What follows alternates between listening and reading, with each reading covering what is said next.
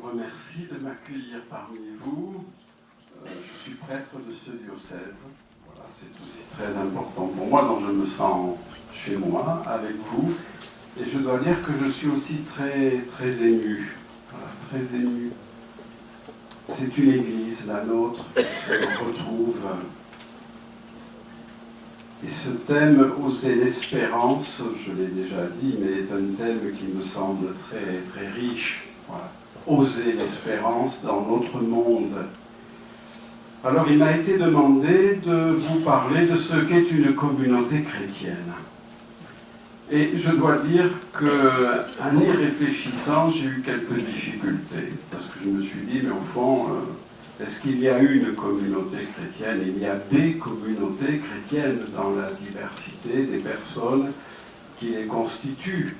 Communauté paroissiale, aumônerie, d'étudiants, de lycée, communauté qui se retrouve pour une liturgie, une Eucharistie en prison, communauté d'anciens. Voilà. Il y a des communautés. Alors, finalement, je me suis dit, mais peut-être que la meilleure chose que je pourrais faire, et ça rentre aussi dans ce qui nous a déjà été dit, ça va être de relire la parole de Dieu. Voilà. Et de voir ce que la parole de Dieu nous dit de ce qu'est une communauté chrétienne. Et à ce moment-là, j'ai pensé à Paul, et plus particulièrement, j'ai pensé à la première lettre aux Corinthiens. Qu'est-ce que cette lettre nous dit de ce qu'est une communauté chrétienne? Et vous voyez bien, en même temps, finalement, nous sommes là dans une communauté, une assemblée synodale qui relie la parole de Dieu et qui, à partir de cette lecture, se donne, voilà, reçoit plutôt de cette lecture des éléments de compréhension de ce qu'elle est et de ce vers quoi elle doit aller. Alors, je commencerai par quelques informations toutes simples, très rapides, sur la communauté de Corinthe. Voilà, qu'est-ce qui la caractérise? Et puis après, j'emprunterai, ou j'ai choisi 3 enseignements. Il y en aurait eu d'autres, 3 enseignements de la première lettre. Première chose, vous l'avez écrit, la communauté de Corinthe, arrivée de Paul à Corinthe vers l'an 49-50. C'est toujours intéressant de se dire qu'on est 20 ans à peine après la mort de Jésus. 20 ans à peine. Paul arrive donc à Corinthe. Il y arrive à la fin de son second voyage missionnaire. Voilà. Un voyage qu'il a entrepris en Asie mineure et puis qu'il a conduit, on va dire, en Europe, pour faire court. Et Paul restera 18 mois. Vous savez, il restera 18 mois à Corinthe, il restera 3 ans à Éphèse. Si l'on en croit les actes des apôtres, dès son arrivée, il aura la chance de rencontrer Aquila et Priscille.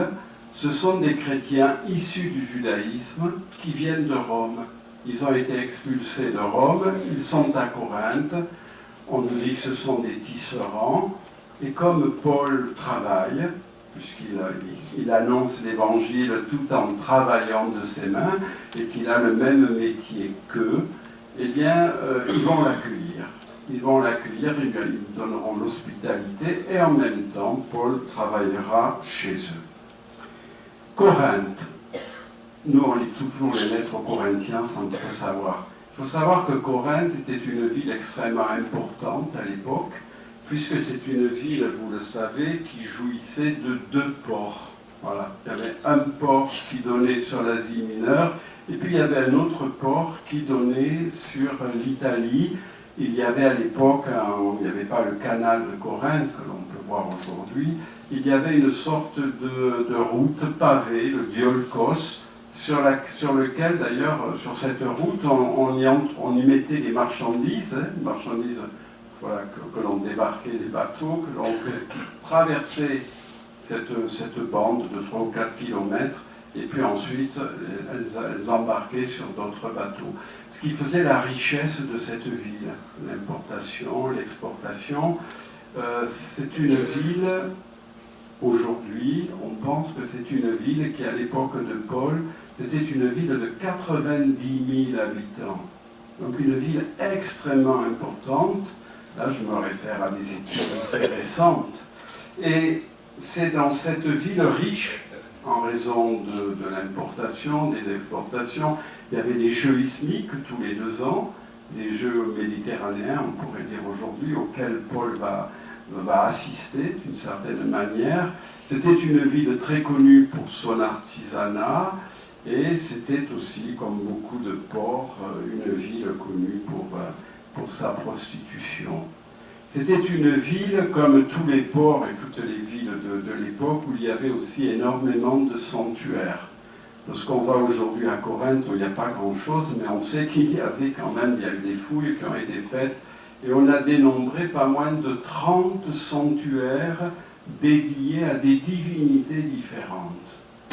Et c'est pour que vous compreniez que c'est dans ce milieu-là que Paul va annoncer l'Évangile. Il va l'annoncer au plus près de ceux qui travaillent. Je vous ai dit 90 000 habitants, vraisemblablement un tiers, ce sont des esclaves. Ce sont des esclaves. Voilà. En tous les cas, des gens, peut-être aussi de petites vertus. Et on va le voir ensemble, c'est auprès d'eux que Paul va annoncer l'Évangile dans ce contexte qui ressemble un petit peu au nôtre, non pas nécessairement pour les esclaves, mais qui ressemble au nôtre parce que pour la foison qu'il y a de culte, de spiritualité, de recherche, c'est dans ce monde-là que Paul va annoncer l'Évangile et qui va fonder une des premières communautés chrétiennes. On va y revenir après. Il n'y a pas d'église à l'époque, qui se réunissent dans des maisons. Voilà. Vous savez, c'est la maison qui sera la première cellule chrétienne, quelque part. D'ailleurs, dans la lettre aux Romains, qui est une lettre que Paul écrira plus tard de Corinthe, il évoque le fait que toute la communauté chrétienne peut se réunir dans une maison. Vous voyez, une ville de 90 000 habitants et une communauté peut-être d'une centaine maximum de chrétiens. C'est toujours intéressant à regarder ces chiffres-là. On est vraiment dans une communauté minoritaire et on est dans une communauté en même temps qui... les évangiles n'ont pas été écrits. Les évangiles n'existent pas encore. L'évangile de Marc sera écrit quelques années plus tard. Donc on se transmet des traditions par rapport à la vie de Jésus. Et Paul va devoir inventer d'une certaine façon une manière d'être chrétien. On évoquait ce matin l'importance de l'évangile. Moi, ce qui me fascine chez Paul, c'est que Paul va être sans doute le premier à essayer de creuser les trésors d'intelligibilité que contient l'Évangile. Voilà. Qu'est-ce que l'Évangile nous dit de la personne humaine? Qu'est-ce qu'il nous dit de la dignité de chacun? Qu'est-ce qu'il nous dit de la fraternité? Paul va faire tout ce travail-là, et il le fera notamment aussi à travers ses lettres, qui pour la plupart d'entre elles, vous le savez, sont des écrits pastoraux. Paul répond aux questions qu'on lui pose. Parfois, il interroge la communauté parce qu'il entend dire qu'il y a tel ou tel événement qui s'y est produit. Donc, on est devant vraiment une espérance voilà, qui est à l'œuvre, et qui est à l'œuvre dans un monde majoritairement païen, avec des chrétiens qui représentent une minorité, mais il n'en est pas moins vrai qu'aujourd'hui, ce sont ces lettres que nous lisons. Ce sont ces lettres que nous lisons. On pourrait parler d'un non-événement au regard du monde entier, et pourtant, aujourd'hui, ce sont ces lettres qui sont aussi fondatrices un peu de notre foi, bien sûr en même temps que l'Évangile, puisqu'elles nous parlent de la manière dont Paul a reçu, dont il a aussi interprété l'Évangile. Alors, maintenant, ayant dit cela, trois enseignements que je crois pouvoir tirer de la lettre aux Corinthiens. Je vous l'ai dit, la communauté de Corinthe, aussi minime soit-elle du point de vue du nombre, était composée sans doute d'hommes et de femmes extrêmement différents, tout opposés, on va le revoir ensemble après. Et puis il y avait déjà dans cette communauté des oppositions, certains se réclamant de Apollos, qui était un juif qui s'était converti au christianisme, qui était brillant parce qu'il était très éloquent. d'autres se réclamant de Céphas, Pierre, en raison du prestige quand même qui était le sien, il avait été apôtre de Jésus, et d'autres de Paul. Et que fait Paul ? Eh bien, dès le début, alors là vous n'avez pas ce passage, mais je vais vous le lire quand même, dès le début, c'est-à-dire c'est le verset 13 du premier chapitre, que fait Paul ? Voilà ce qu'il écrit. Le Christ est-il divisé ? Est-ce Paul qui a été crucifié pour vous ? Est-ce au nom de Paul que vous avez été baptisés ? Voilà, il y a des querelles un petit peu, chacun se réclamant de l'un et de l'autre. Et que fait Paul ? Est-ce Paul qui a été crucifié pour vous ? C'est la question qu'il pose. Autrement dit, à ceux qui sont divisés, Paul oppose la croix du Christ. C'est la croix du Christ. À ceux qui sont divisés, il oppose un événement qui, à cette époque, n'offrait aucune possibilité, quelque part, de référence identitaire. Vous le savez, la croix, c'était le supplice que l'on réservait aux esclaves, que l'on réservait un peu aux bandits. D'ailleurs, les premiers chrétiens mettront 3 siècles à accueillir la croix. Parce que la croix, c'est le supplice le plus infâme qui soit. Et on voit mal qu'on puisse se réclamer d'une croix, d'un crucifié. Alors bien sûr, c'est la croix illuminée par la résurrection. S'il n'y avait pas eu la résurrection, nous ne serions pas là. Mais en même temps, vous le savez, lorsque le ressuscité apparaît, il apparaît avec les plaies de la crucifixion. La résurrection ne gomme pas la croix. La résurrection atteste de la vérité de la croix. C'est ça qu'il faut que nous comprenions. La résurrection, c'est le oui de Dieu à tout ce que Jésus a enseigné, à tout ce que Jésus a pu dire, et tout ce pourquoi aussi on l'a condamné.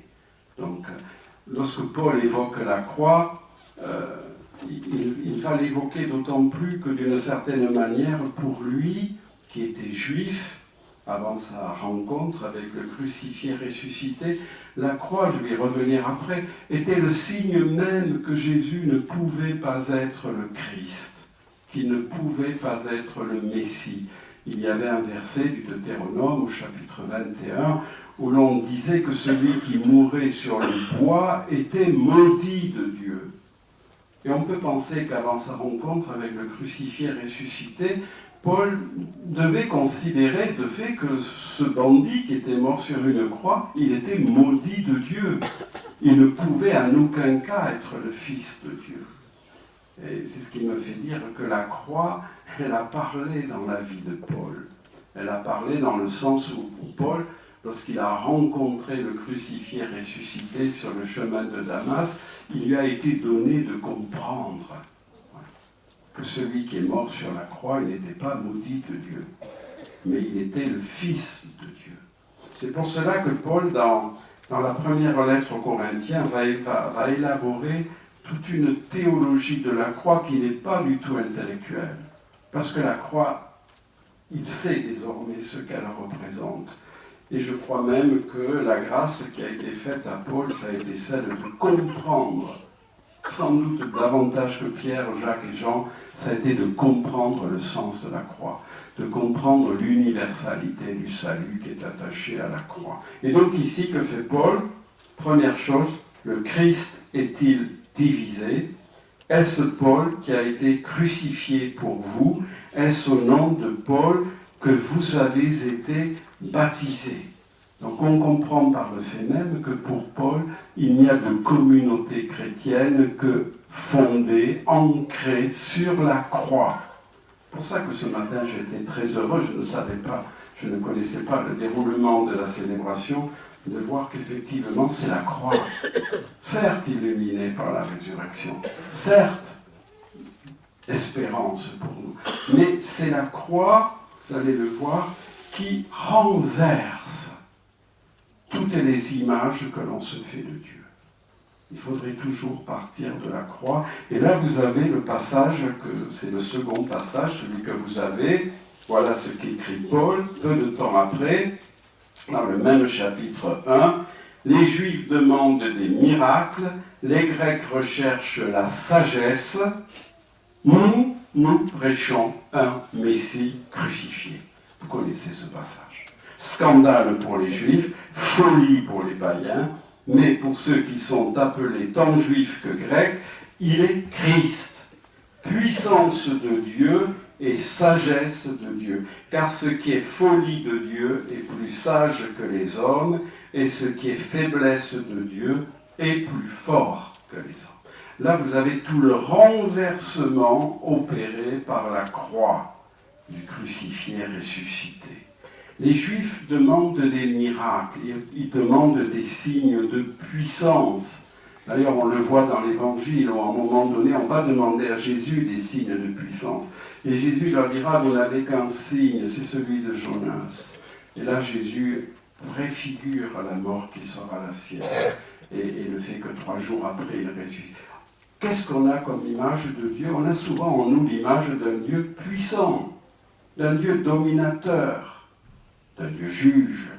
C'est cette image-là. Et les Juifs demandent cela. Les Grecs recherchent la sagesse. Imaginez qu'un Dieu puisse se donner à voir sur la figure, à travers le visage d'un crucifié, c'est une folie, c'est la déraison même. C'est pour ça que Paul dit finalement la croix vient heurter de plein fouet aussi bien la culture grecque dans sa recherche de sagesse, d'équilibre, de raison, que le monde juif, mais je pourrais peut-être dire que le monde religieux en général, dans cette image que l'on se fait souvent d'un Dieu, voilà, dominateur, d'un Dieu puissant, d'un Dieu fort, d'un Dieu. La croix renverse tout cela. Et d'ailleurs, il y a un philosophe qui s'appelle Jacques Maritain qui dit que la croix renverse d'une certaine manière tout ce qui mesure Dieu à la mesure de l'humain. Voilà. Souvent, nous projetons sur Dieu nos propres images à nous, celles que nous faisons. Et la croix lui dit, la croix renverse tout cela. Alors elle le renverse parce que le Dieu que juifs et grecs croyaient connaître est un Dieu qui se manifeste là où, à vue humaine, il n'y a, où il ne semble qu'y avoir qu'échec, souffrance, défaite, alors que, précisément, là se révèle la puissance de l'amour infini de Dieu. Et sa victoire sur le péché, le mal et la mort. Là où, à vue humaine, il n'y a qu'échec, faiblesse, pour Dieu, pour nous, il y a puissance de Dieu. C'est pour ça que Paul peut terminer en disant, il est Christ, puissance de Dieu, sagesse de Dieu, car ce qui est folie de Dieu est plus sage que les hommes, et ce qui est faiblesse de Dieu est plus fort que les hommes. Nous voyons échec, nous voyons faiblesse, nous voyons défaite, alors que c'est la victoire de l'amour qui va se révéler pleinement sur la croix. Je crois qu'il ne faudrait, de mon point de vue, il ne faudrait jamais oublier cela. Il ne faudrait jamais oublier que la puissance de Dieu, elle se donne dans la Bible toujours à voir dans les situations de faiblesse les plus extrêmes. Que là où nous, à vue humaine, nous pourrions considérer qu'il n'y a pas d'espérance, c'est justement, il y a au contraire une espérance qui se donne à voir, mais c'est une espérance qui vient renverser nos critères, qui vient renverser toutes nos images, tout ce que peut-être même nous pourrions souhaiter. Et donc il y a une conversion à faire, constante, à la lumière de la croix, illuminée par la résurrection, dans notre manière de percevoir Dieu, d'essayer d'une manière ou d'une autre de le comprendre. Mais ce qui est très intéressant, si je puis dire, c'est qu'après avoir évoqué la croix, le renversement opéré par la croix sur la manière de concevoir Dieu, que fait Paul? Il demande aux chrétiens, il dit aux chrétiens de Corinthe, mais regardez qui vous êtes. Et vous allez voir comment la communauté de Corinthe reflète aussi la folie de la croix. C'est le deuxième paragraphe, le deuxième texte. Il vient immédiatement après. Considérez, frères, qui vous êtes, vous qui avez reçu l'appel de Dieu. Il n'y a parmi vous ni beaucoup de sages aux yeux des hommes, ni beaucoup de gens de bonne famille, mais ce qui est folie dans le monde, Dieu l'a choisi pour confondre les sages. Ce qui est faible dans le monde, Dieu l'a choisi pour confondre ce qui est fort. Ce qui dans le monde est vil et méprisé, ce qui n'est pas. Dieu l'a choisi pour réduire à rien ce qui est, afin qu'aucune créature ne puisse s'enorgueillir devant Dieu. Donc, on voit ici comment la parole de la croix, d'ailleurs Paul parle du logos tous taurou, le logos quand il parle de la croix, c'est qu'on peut interpréter comme la parole qui vient de la croix, mais qu'on peut interpréter aussi comme la croix qui parle, la croix qui est parole, logos tous taurou. Et là il montre comment la parole de la croix trouve, voilà, comme un corrélage ecclésiologique. Car ce qui vaut pour la mort du Christ sur la croix, avec le renversement qu'un tel événement induit par rapport aux représentations que l'on se fait de Dieu, eh bien, cela vaut aussi pour la communauté de Corinthe. Je ne vais pas vous apprendre cela. Comment se constituent habituellement les communautés humaines? Elles se constituent par affinité sociale, par affinité culturelle. Et là, il n'y a rien de tel. La communauté de Corinthe, comme toutes les communautés que Paul fondera, comme la nôtre, se constitue d'abord en raison d'un appel de Dieu, mais d'un appel de Dieu qui paradoxalement s'adresse à des hommes et des femmes non seulement que tout sépare, mais Paul utilise des verbes, des qualificatifs. Vous l'avez, ce qui dans le monde est vil, méprisé, ce qui n'est pas. Les mots grecs là, que Paul utilise sont des termes très clairs. Quand il dit ce qui n'est pas, c'est ce qui n'a pas d'existence sociale à vue humaine. Ce qui est vil, méprisé, vous voyez ce que cela veut dire. Eh bien, voilà, ce que Dieu a choisi, c'est ce qui dans le monde est vil, méprisé, ce qui n'est pas, Dieu l'a choisi pour réduire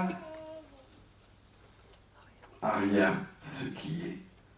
Nous avons là, je crois, moi quand je pense communauté chrétienne, je pense une communauté fondée sur la croix, mais une communauté chrétienne qui incarne la folie de la croix, qui incarne cet appel de Dieu qui ne s'adresse pas nécessairement à des puissants, qui ne s'adresse pas nécessairement aux sages, il suffit de regarder la Bible pour le constater, mais qui, de manière un peu privilégiée, va s'adresser aussi à des gens qu'habituellement on rejette, on considère comme rien.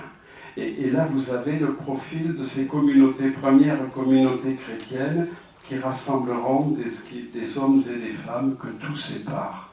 Des hommes et femmes que tout éloigne dans la société, mais qui vont se retrouver ensemble, je reviendrai après, autour de l'Eucharistie, qui fondent leur unité, qui fondent leur communion, et qui incarnent donc ce monde nouveau.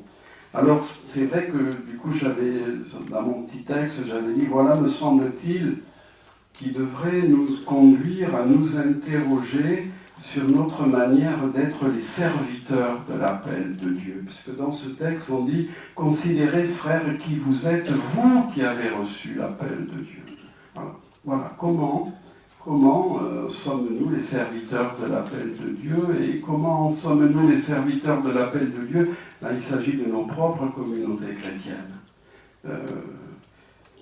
À qui voulons-nous annoncer l'Évangile?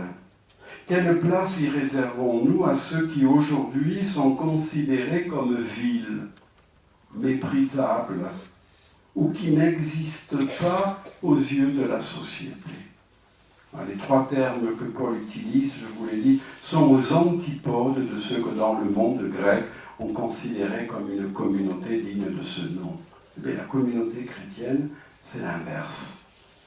Alors on peut le comprendre dans la mesure où l'évangile que Paul va adresser, lui qui en même temps travaille, donc qui va adresser au plus près des réalités humaines de ceux à qui il s'adresse, cet évangile va rejoindre des petits, il va rejoindre des pauvres, il va rejoindre des personnes qui ont besoin d'une espérance, qui ont besoin qu'on leur dise qu'elles sont aimées, qu'elles ont du prix aux yeux de Dieu. Et je crois que dans notre société, dans le moment que nous sommes en train de vivre, ces personnes sont tout autant nombreuses qu'elles devaient être à l'époque de Paul. Donc voilà, c'est peut-être une interrogation qu'on pourrait se poser sur est-ce que nos communautés chrétiennes reflètent vraiment cette folie de la croix. En tous les cas, vous voyez bien, c'est quand même le contraire d'une église élitiste ou d'une église où l'on pourrait se retrouver par convenance un peu sociale, culturelle. Voilà. Non, voilà, des hommes, des femmes, que tout c'est pas. En tout cas, l'appel de Dieu, nous sommes les serviteurs de l'appel de Dieu. Nous sommes les serviteurs de l'amour de Dieu pour nos frères. Et immédiatement après, c'est vraiment, quand on regarde la lettre aux Corinthiens, on est toujours surpris de voir qu'immédiatement après, Paul évoque une troisième volet de sa réflexion, mais cette fois-là, il parle de sa prédication. De sa prédication. Frères, quand je suis venu chez vous, je ne suis pas venu vous annoncer le mystère de Dieu avec le prestige du langage ou de la sagesse. Parmi vous, je n'ai rien voulu connaître d'autre que Jésus-Christ, ce Messie crucifié. Et c'est dans la faiblesse, craintif et tout tremblant, que je me suis présenté à vous. Mon langage, ma proclamation de l'Évangile n'avait rien d'un langage de sagesse qui veut convaincre. Mais c'est l'Esprit et sa puissance qui se manifestaient pour que votre foi repose non pas sur la sagesse des hommes, mais sur la puissance de Dieu. Vous voyez, c'est le troisième temps. Premier temps, il y a le renversement opéré par la croix, certes illuminé par la résurrection, mais sur les représentations que l'on se fait habituellement de Dieu. Renversement opéré par la croix, c'était le deuxième temps, par rapport à l'idée que l'on se fait habituellement, au moins à vue humaine, d'une communauté. Communauté par affinité sociale, voilà, culturelle, par appel, voilà. Et le troisième temps, c'est le renversement de la croix, là, ça vise l'évangélisation. Ça vise l'évangélisation. Non pas, vous l'avez vu, non pas une évangélisation qui serait fondée sur le prestige de la sagesse, le prestige du langage ou de la sagesse, mais une évangélisation qui est fondée sur le Messie crucifié. Et Paul va même plus loin, vous l'avez vu, mon langage, ma proclamation de l'Évangile n'avait rien d'un langage de sagesse qui veut convaincre. Il me semble que là, il nous faut entendre cela. Je crois qu'il peut y avoir parfois des annonces de l'Évangile qui peuvent être faites de slogans séducteurs, qui peuvent être faites de rhétorique, voilà, avec beaucoup d'éloquence, avec parfois des sortes d'arguments implacables. Non. Il me semble que là, Paul nous invite à nous interroger sur notre manière. Qu'annonçons-nous lorsque nous annonçons l'Évangile? Qui annonçons-nous? Et c'est une invitation à faire en sorte que la foi, voilà, plutôt l'accueil de l'Évangile qui pourrait être celui de celles et ceux à qui nous nous adressons, il ne soit pas fondé sur notre langage à nous, sur notre seul langage à nous, mais il soit fondé sur l'œuvre de l'Esprit Saint. Nous avons, nous, à être les serviteurs d'une annonce, mais c'est Dieu qui fait, c'est l'Esprit Saint qui œuvre. Et le danger de vouloir récupérer à soi ou de récupérer pour soi certains succès, Bon, ça arrive quand même. On va suivre tel prêtre, telle communauté, parce qu'il y a ceci ou parce qu'il y a cela. Il me semble que la Paul nous dit, vraiment nous invite à faire attention. Voilà, dans notre manière de... Nous avons à annoncer. Nous avons à utiliser les moyens de communication qui sont ceux d'aujourd'hui, bien sûr, mais en n'oubliant jamais que la fécondité ne vient pas de nous. Voilà. C'est Dieu qui donne sa fécondité. Vous connaissez ce verset de la lettre aux Corinthiens, toujours. L'un plante, l'autre arrose, mais seul importe celui qui donne la croissance. C'est Dieu. Voilà.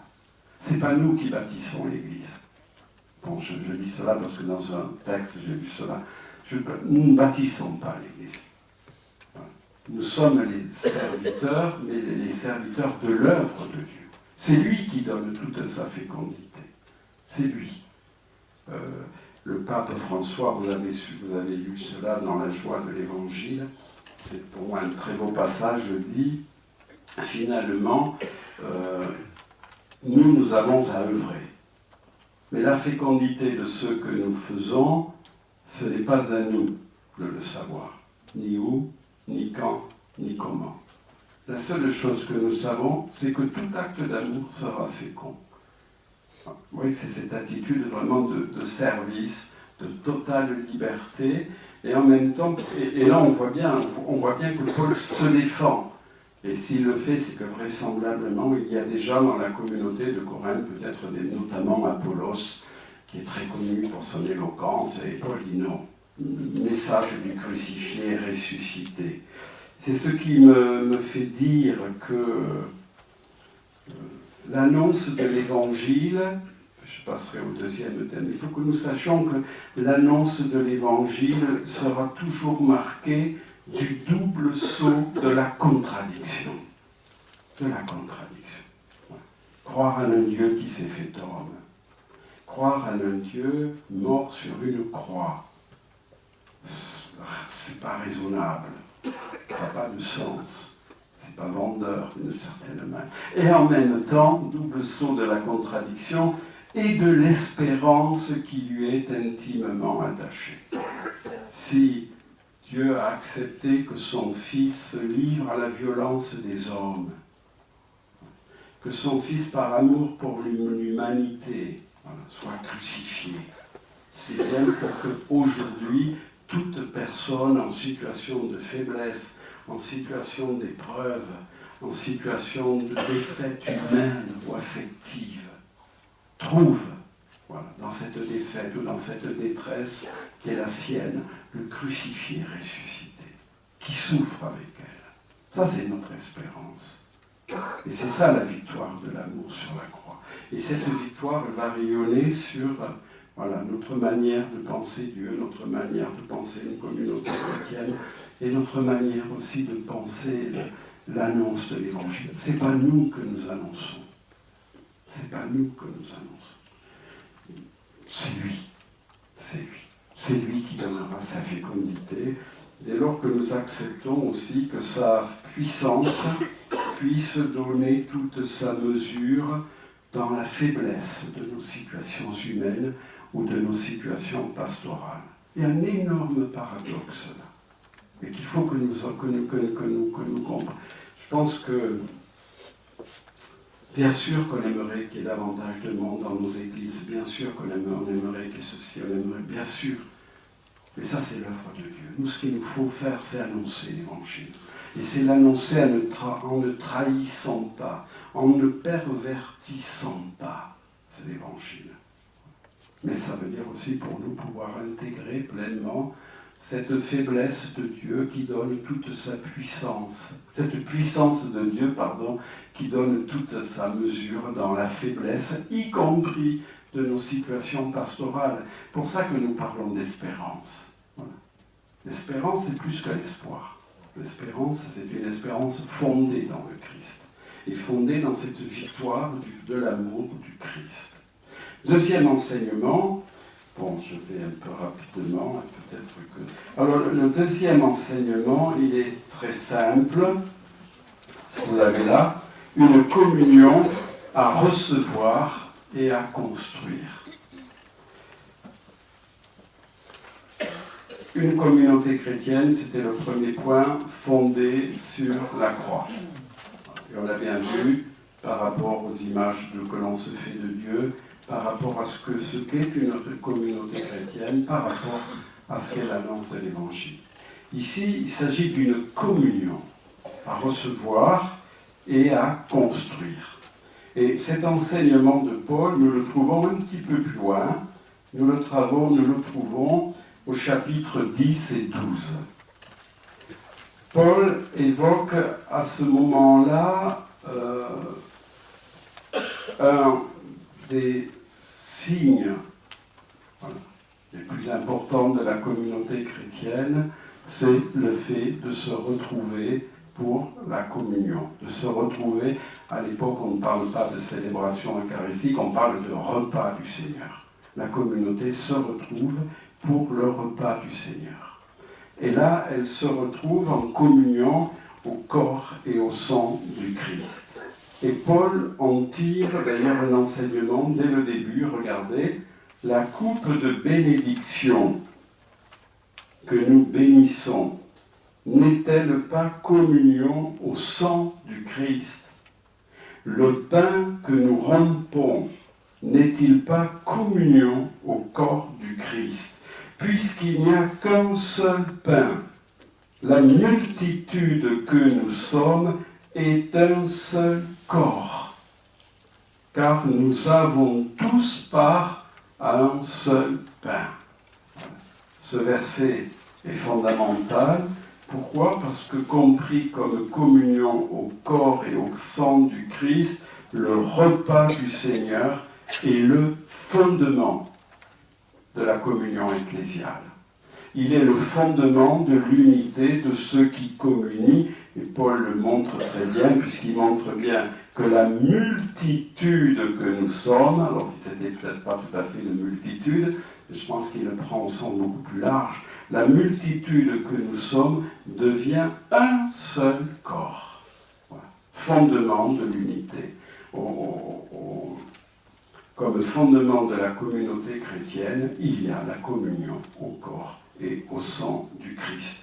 Ainsi, par-delà la diversité de leurs identités natives ou de leurs appartenances sociales, celles et ceux qui partagent le même pain et la même coupe eucharistique se reconnaissent frères et sœurs en Jésus-Christ. Ceux qui fondent une communauté chrétienne, ce n'est donc pas simplement le fait de se trouver réunis. Certes, Jésus dit bien, quand 2 ou 3 sont réunis en mon nom, je suis au milieu de vous. Mais ceux qui fondent une communauté chrétienne, c'est l'événement que l'on célèbre lorsque l'on se retrouve pour le repas du Seigneur. Et donc le caractère unique de la nourriture que l'on y reçoit.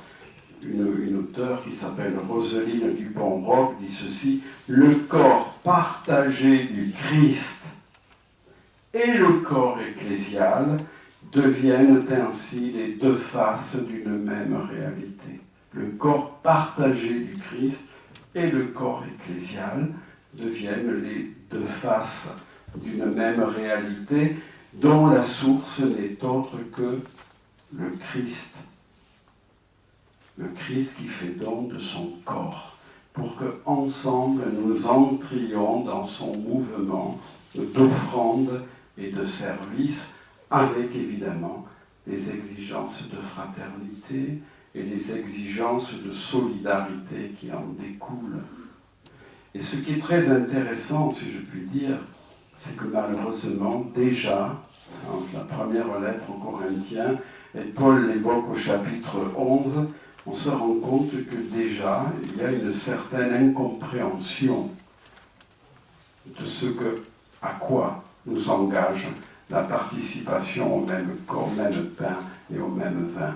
Vous le savez, les repas eucharistiques étaient souvent précédés alors d'un repas. Voilà. Le maître, celui qui avait une maison, donc qui était plus riche que les autres, accueillait dans sa maison tous ceux qui venaient pour le repas. Et le plus souvent, ce repas a été ponctué par la célébration proprement dite, la célébration eucharistique. Sauf que le maître de maison a invité les communautés chrétiennes étaient des communautés ouvertes, et les communautés de Paul, différemment des communautés de Jean, sont des communautés très ouvertes. On peut venir voir ce qui se passe. En même temps, les chrétiens sont engagés dans la vie sociale, participent aux banquets que l'on donne après les sacrifices aux idoles, mais eux savent qu'il n'y a pas d'idole, puisque seul le Christ. Ils peuvent être invités chez les païens. Donc c'est des communautés très très ouvertes, sauf ce qui se passe à propos de ces fameux repas, c'est que le maître de maison invite, il y a un repas, donc, et puis à la fin, qui c'est qui arrive? Les esclaves, les serviteurs. Ils arrivent à la fin du repas, puisqu'ils arrivent une fois que leur service est terminé. Et il n'y a plus rien à manger. Il n'y a plus rien à manger. Et donc, on va célébrer, on va partager le pain, on va boire à la même coupe, mais auparavant, ils n'auront rien eu. Et Paul s'insurge contre cela. Et il s'insurge en disant que voilà, ceux qui ne reconnaissent pas le corps du Seigneur dans la communauté rassemblée. Le corps du Seigneur, il se donne à voir, bien sûr, à travers le corps sacramentel, mais il se donne aussi à voir dans la communauté rassemblée. Et c'est pour ça que Paul intervient. Il dit, mais il ne suffit pas de se nourrir du pain et du vin. Il faut que ce qui est célébré là puisse être vécu dans la communauté qui se rassemble, avec ce que cela veut dire aussi comme solidarité, comme entraide, comme attention à chacun. Et Paul a des paroles très dures à ce moment-là, en disant, vous qui ne percevez pas le corps du Seigneur dans la communauté rassemblée et qui le méprisez d'une certaine manière, eh bien, vous mangez votre condamnation. Mangez, buvez votre condamnation.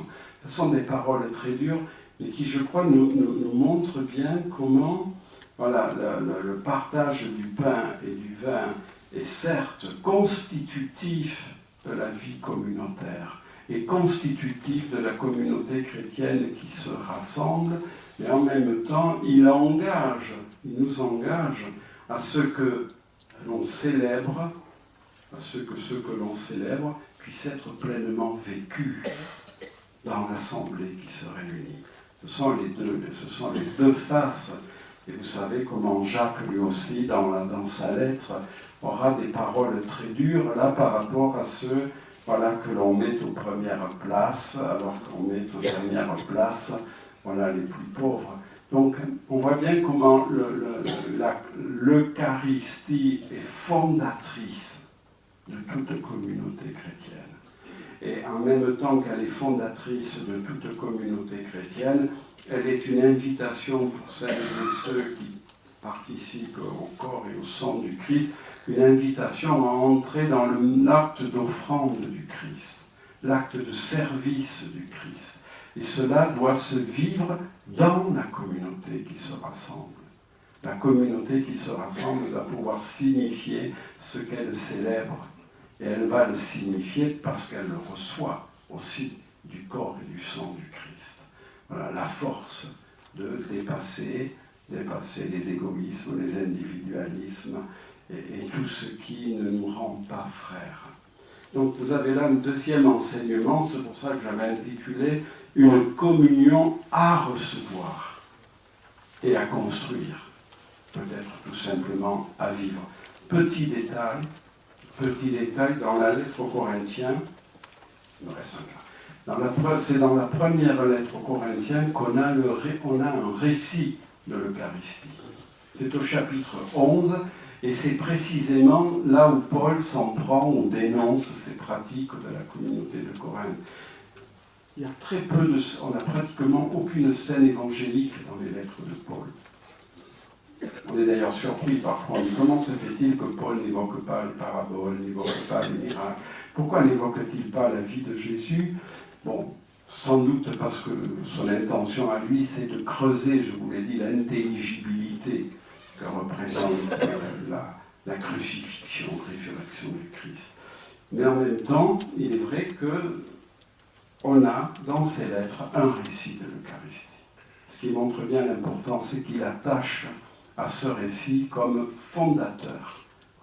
Je me permets d'insister peut-être. J'ai vu que dans les documents, il y avait bien sûr des propositions sur les liturgies de la parole de Dieu, et je crois que c'est très important, mais à condition que nous n'oublions pas l'importance de la célébration de l'Eucharistie. Le père futur cardinal de Lubac, dans un vieux livre de 1959, avant le concile, déjà disait « c'est l'Eucharistie qui fait l'Église ».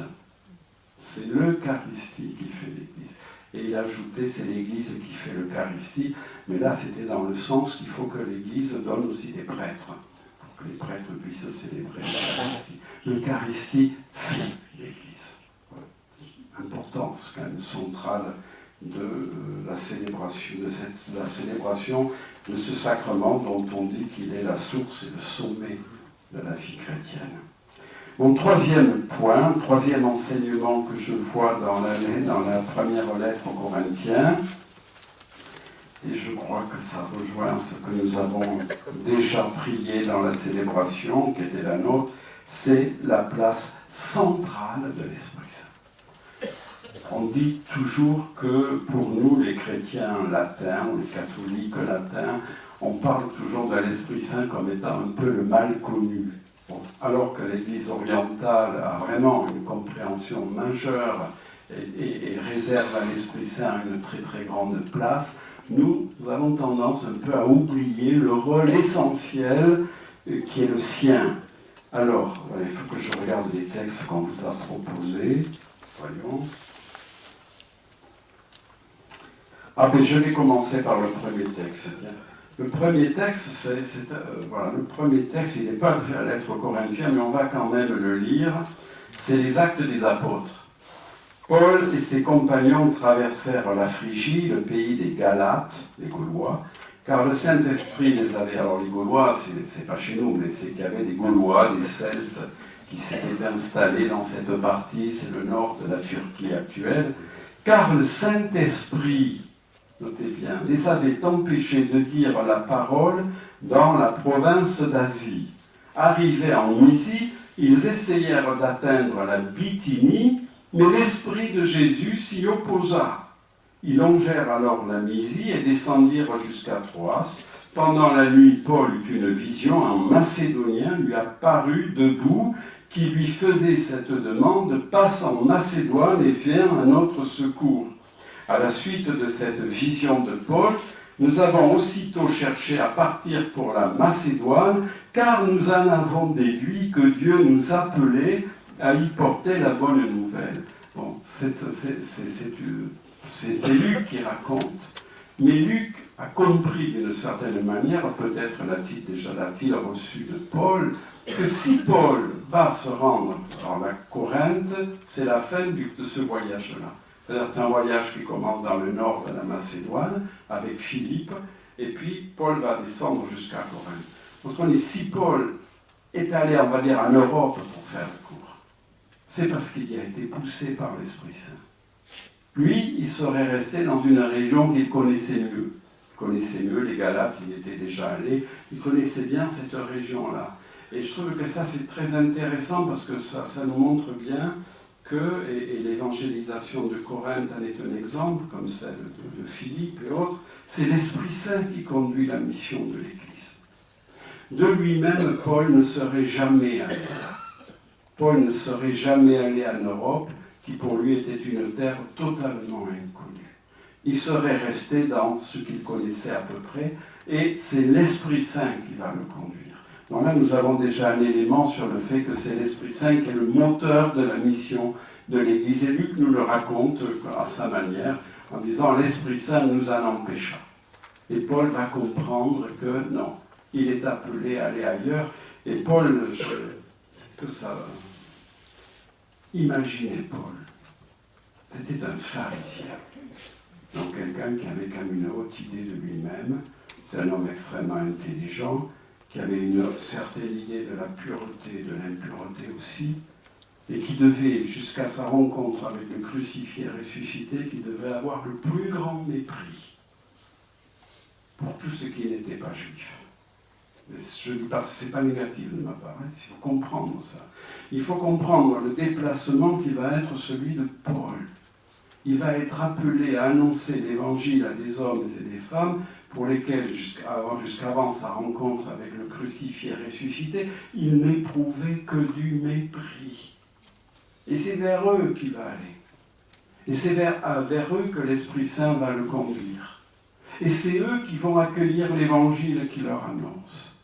Imaginez le déplacement que cela va représenter dans la vie de cet homme, de cet apôtre qui va se laisser habiter par l'Esprit Saint, qui va se laisser conduire avec tout ce que cela implique comme détachement, tout ce que des possessions, comme aussi rencontre un peu invraisemblable. C'est ça qui va faire l'Église. Paul va être sans doute un des grands, c'est Marie-Françoise de Baselès qui dit que Paul va être l'inventeur d'une religion nouvelle, le fondateur c'est le Christ, mais Paul va être le premier, à partir de sa rencontre avec le crucifié ressuscité, à comprendre que l'évangile, que si Jésus-Christ est mort sur une croix, alors ce salut, il n'est pas simplement pour un peuple, il est pour l'humanité entière. Et il est pour les plus petits, les plus faibles, les plus pauvres d'entre elles. C'est ce renversement que Paul a vécu, que bien sûr après il va creuser aussi dans ses lettres. Mais l'Église est née ainsi. Elle est née d'un déplacement total. L'Église de Jérusalem, vous le savez sans doute, pourtant l'Église mère disparaîtra. Et elle disparaîtra parce qu'elle n'a pas osé faire le pas. Il a fallu, à un moment donné, tout abandonner, voilà, pour accepter de se laisser conduire. Et se laisser conduire vers, je vous l'ai dit avant, des hommes et des femmes que Paul va côtoyer, qu'il va rencontrer, auxquels il va annoncer l'Évangile et qu'il va reconnaître comme ses frères et sœurs en Jésus-Christ. Ce qui était loin d'être avant sa rencontre avec le crucifié. Donc ce texte-là est important, je voulais le mettre parce qu'il nous dit même que le seul fait de l'évangélisation de Corinthe déjà nous dit que c'est l'Esprit Saint qui est à l'œuvre. C'est lui qui est à l'œuvre. Alors, que fait Paul dans la lettre? Il évoque l'Esprit Saint à 2 reprises. Alors, il évoque d'abord, je vais vous dire, il évoque au chapitre 12, c'était, là il y a le verset 4, mais il y a le verset 3, juste avant, que dit Paul, vous allez le voir, il dit ceci, personne parlant sous l'inspiration de l'Esprit de Dieu ne peut dire « maudit soit Jésus », pas plus que nul ne peut dire « Jésus, Seigneur », si ce n'est par l'Esprit Saint. Donc on voit bien que pour Paul, le seul fait pour tout baptisé de confesser sa foi en Jésus est le signe que l'Esprit Saint est à l'œuvre. Il est à l'origine de la foi. Il est à l'origine de la foi. Et si l'Esprit Saint est donné à l'Église, on comprend aussi que c'est pour la rassembler dans une même confession de la divinité de Jésus. Personne, je reprends ce verset, personne parlant sous l'inspiration de l'Esprit de Dieu ne peut dire « maudit soit Jésus », pas plus que nul ne peut dire « Jésus, Seigneur », confesser la Seigneurie de Jésus, si ce n'est par l'Esprit Saint.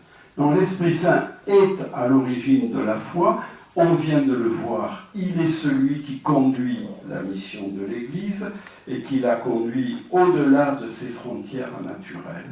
L'Esprit Saint nous conduit toujours au-delà de nos frontières naturelles. Et en même temps, troisième aspect, il est aussi celui qui dote l'Église, il va doter l'Église des services, des charismes, voilà, dont elle a besoin pour son fonctionnement. D'une certaine manière, on peut dire qu'il édifie, c'est pour ça que je parle d'une communauté édifiée et guidée par l'Esprit Saint. Vous connaissez ce passage, vous l'avez. Il y a diversité de dons et charismes, mais c'est le même esprit. Diversité de ministères, mais c'est le même Seigneur. Divers modes d'action, mais c'est le même Dieu qui produit tout en tous. Et le verset qui suit est important. Chacun reçoit le don de manifester l'Esprit en vue du bien de tous. Au fond, on voit bien que dans l'enseignement de Paul, il y a comme une relation qui s'instaure entre diversité des dons du Saint-Esprit et unité de la communauté. Diversité et unité. Divers dans leur manifestation, les dons de l'Esprit ont une même finalité, la construction harmonieuse de l'Église. On pourrait dire la construction harmonieuse de toute communauté chrétienne. Au service de l'édification de chaque communauté, les dons de l'Esprit Saint ne sont donc pas à rechercher pour son confort personnel. Ne sont pas à rechercher pour son confort personnel, mais ils sont à rechercher pour le bien de tous. Pour le bien de tous. Vous avez d'ailleurs au chapitre 14 de la première lettre aux Corinthiens, il y a tout un débat où Paul évoque le fait que, vous savez, il y avait le don des langues, le don de prophétie, le don de guérison. Et Paul dit, mais moi je pourrais parler en langue, je pourrais même parler des milliers de... Mais il dit, mais non, parce que ce qui importe, c'est l'édification de la communauté. C'est pas moi, c'est l'édification de la communauté.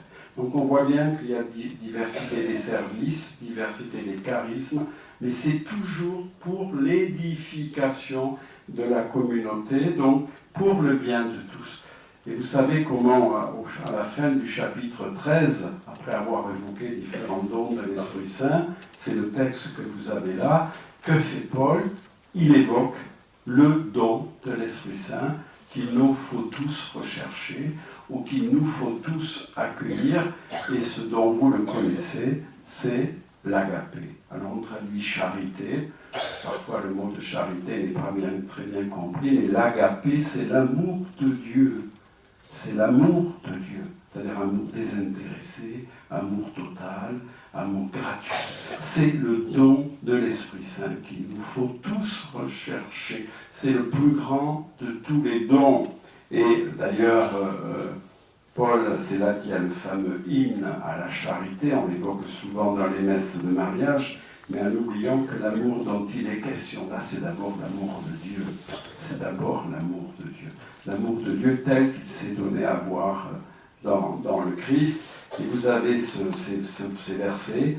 Quand je parlerai en langue, celle des hommes et celle des anges, s'il me manque l'agapé, l'amour, je suis un métal qui résonne, une cymbale retentissante, quand j'aurai le don de prophétie, la connaissance de tous les mystères et de toute la science, quand j'aurai la foi la plus totale, celle qui transporte les montagnes, s'il me manque la charité, l'amour, je ne suis rien. Je ne suis rien. Et on comprend d'ailleurs que dans la lettre aux Galates, Paul, lorsqu'il parlera de la foi, il parlera de la foi agissant par la charité. La foi est ordonnée à la charité. Une foi qui ne se déploie pas en charité, en agapé, est une foi à laquelle il manque quelque chose. Je vais conclure. Il me reste 5 minutes. Alors, on vient de le voir, 3 enseignements. Bon, je les récapitule. Premier enseignement, une communauté chrétienne, c'est une communauté qui est fondée sur la croix, avec le renversement opéré par la croix du crucifié ressuscité. On l'a vu, renversement quant aux représentations que l'on se fait de Dieu, renversement quant à la nature même d'une communauté chrétienne, qui rassemble des hommes et des femmes que tout sépare. Pour nombre d'entre eux, d'ailleurs, des hommes et des femmes qui n'ont pas d'existence sociale, qui ne sont pas reconnus aux yeux des hommes.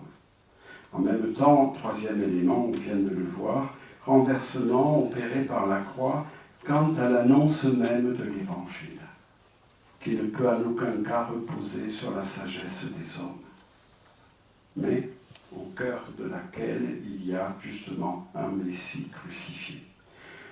Deuxième enseignement, une communauté chrétienne est une communauté fondée sur l'Eucharistie.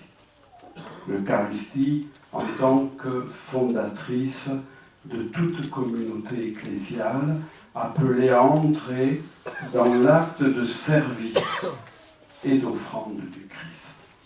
Toute communauté qui participe au corps, qui communie au corps et au sang du Christ est appelée à entrer dans l'acte même d'offrande. Et puis on vient de le voir sur l'Esprit Saint, élément essentiel de la construction de l'Église et artisan de la mission. C'est lui qui nous conduit. Et il nous conduit toujours ailleurs. Toujours ailleurs. Donc il me semble que ces trois enseignements peuvent éclairer la réflexion que nous allons poursuivre, qui a déjà été entamée, mais que nous allons poursuivre durant ces 2 ans. Une église diocésaine qui, dans la diversité des communautés qui la constituent, se met à l'écoute de l'Esprit Saint. Nous l'avons déjà dit, célébré ce matin, nous l'avons déjà fait, se met à l'écoute de l'Esprit Saint pour approfondir la foi qu'il a fait vivre, et discerner sur quel chemin ou vers qui Dieu veut la conduire. Dieu Trinité. Une Église qui, à l'écoute des besoins et des attentes de ce monde, se met en état de disponibilité pour accueillir les changements, les dépossessions qui lui permettront d'annoncer et de vivre l'Évangile au plus près de nos frères et sœurs en humanité.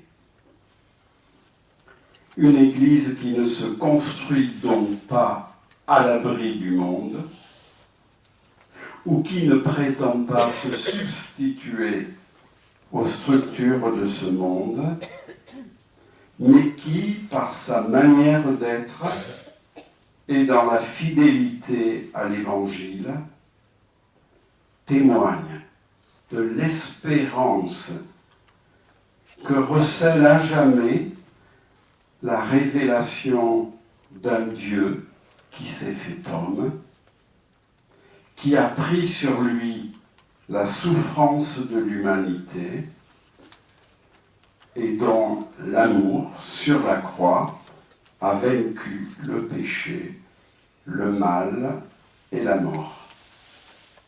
Une Église enfin qui vit dans l'attente de la venue du Christ et pour laquelle le monde ne se ferme pas donc sur lui-même, mais il gémit avec la création tout entière dans les douleurs de l'enfantement.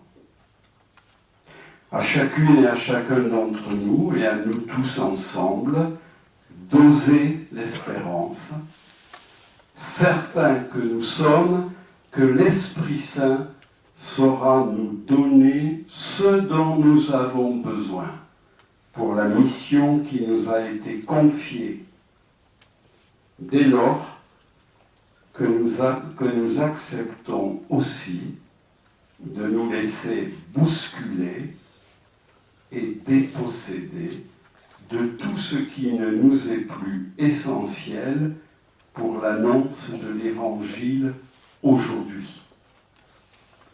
Et je termine par quelques mots que j'emprunte au pape François dans l'exhortation apostolique La joie de l'Évangile.